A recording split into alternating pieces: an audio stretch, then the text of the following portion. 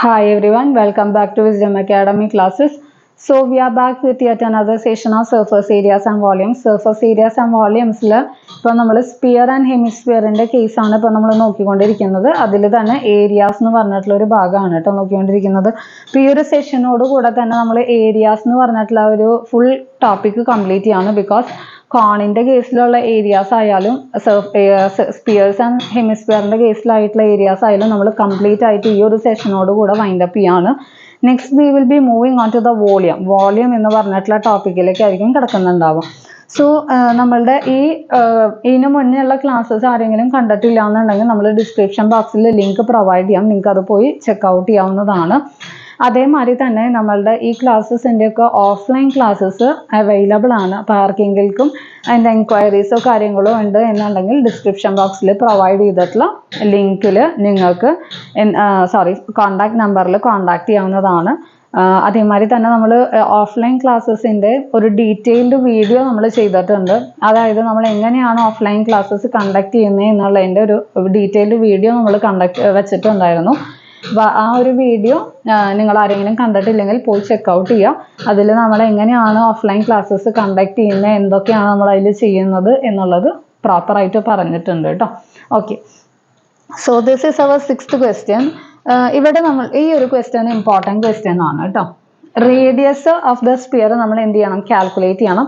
V are provided with surface area തന്നിട്ട് radius calculate ചെയ്യാനാണ് പറഞ്ഞിട്ടുള്ളത്.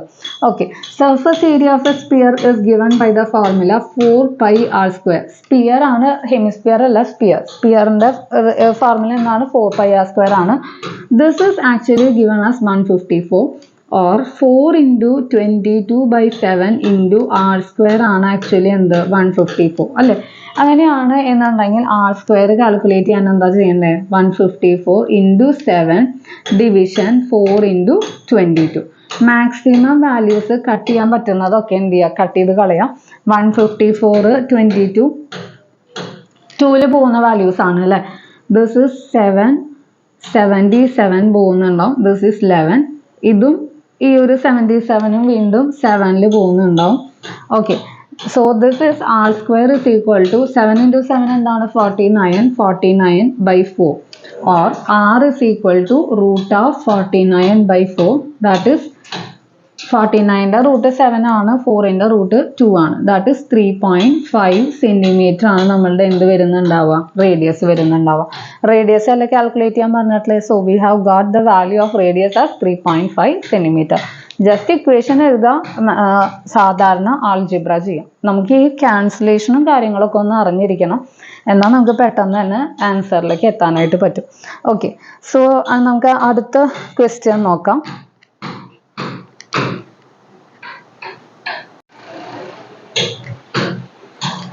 So this is our next question. 8ാമത്തെ question ആണ് കേട്ടോ. ഇതൊന്ന് ഒരു ഇമ്പോർട്ടൻറ്റ് ക്വസ്റ്റ്യൻ ആണ്. നമുക്ക് നോക്കി നോക്കാം. A hemispherical bowl is made of steel which is 0.25 centimetre thick. The inner radius of the bowl is 5 centimeter. Find the outer curved surface area of the bowl. അപ്പോൾ outer curved surface area ആണ് calculate ചെയ്യാൻ പറഞ്ഞിട്ടുള്ളത്. We are provided with the thickness and inner radius. അതായത് ഇവിടെ നിന്ന് ഇങ്ങോട്ടേക്കുള്ള radius 5.25 ആണ് തന്നിട്ടുണ്ട്. In between ആയിട്ടുള്ള ഈ തിക്നെസ് 0.25 ആണെന്നും തന്നിട്ടുണ്ട്. ഇപ്പം നമ്മൾ വീട്ടിലെ സ്റ്റീൽ ബൗളൊക്കെ എടുത്ത് നോക്കുകയാണെങ്കിൽ ഒരു ചെറിയ തിക്നെസ് നമുക്ക് ഫീൽ ചെയ്യാം. അപ്പോൾ ആ തിക്നെസ് ആണ് ആക്ച്വലി 0.25 സെന്റിമീറ്റർ തന്നിട്ടുള്ളത്. ഇന്നർ റേഡിയസ് 5.25 ആണെന്നും തന്നിട്ടുണ്ട്. ഇതിൽ നിന്ന് നമുക്ക് എന്താണ് ചെയ്യേണ്ടത്, ഔട്ടർ CSA, പുറത്തത്തെ CSA ആണ് കാൽക്കുലേറ്റ് ചെയ്യാനായിട്ട് പറഞ്ഞിട്ടുള്ളത്. പുറത്തത്തെ CSA കാൽക്കുലേറ്റ് ചെയ്യണമെന്നുണ്ടെങ്കിൽ we have to find the outer radius. ഇവിടെ ഇന്നർ റേഡിയസും തിക്നെസ്സും ആണ് തന്നിട്ടുള്ളത്. സോ ഔട്ടർ റേഡിയസ് എന്ന് പറഞ്ഞു കഴിഞ്ഞാൽ ആക്ച്വലി എന്താണ്, ഇന്നർ റേഡിയസിന്റെ കൂടെ ഈ ഒരു തിക്നെസ് ആഡ് ചെയ്ത് കഴിഞ്ഞാൽ V will be getting the outer radius അല്ലേ. ദാറ്റ് ഈസ് 5 സെന്റിമീറ്റർ കേട്ടോ. ഇന്നർ റേഡിയസ് 5 സെന്റിമീറ്റർ ആണ്. 5 plus 0.25 which is 5.25 centimeter. So we got the outer radius as 5.25 centimeter.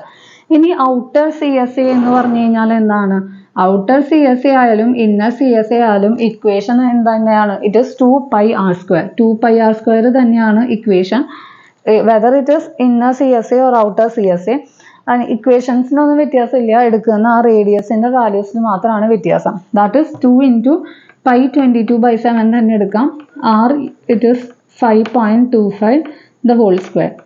Okay, 2 into 22 44 ആണ്. 44/7 into 5.25 the whole square. നിങ്ങൾ ഈ values calculate ചെയ്ത് ചെയ്യുന്ന സമയത്ത് you will be getting the value as 172.25 centimeter square. Calculations ഒക്കെ തന്നെ ചെയ്ത് നോക്കി നോക്കാം.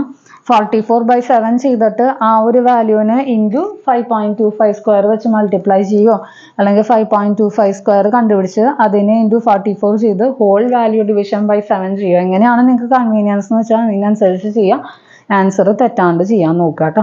സോ ഈ ഒരു സെഷനോട് കൂടെ നമ്മളുടെ ഏരിയാസ് എന്ന് പറഞ്ഞിട്ടുള്ള ആ ഒരു കംപ്ലീറ്റ് സെക്ഷൻ വൈൻഡപ്പ് ചെയ്യാണ്. ഓക്കെ, അപ്പോൾ നെക്സ്റ്റ് ക്ലാസ്സിൽ നമ്മൾ വോളിയംസ് ആയിരിക്കും എടുക്കുന്നുണ്ടാവുക കേട്ടോ. അപ്പോൾ ഈ ഒരു ക്ലാസ് നിങ്ങൾക്ക് മനസ്സിലായെന്ന് വിചാരിക്കുന്നു. Okay, bye, thank U.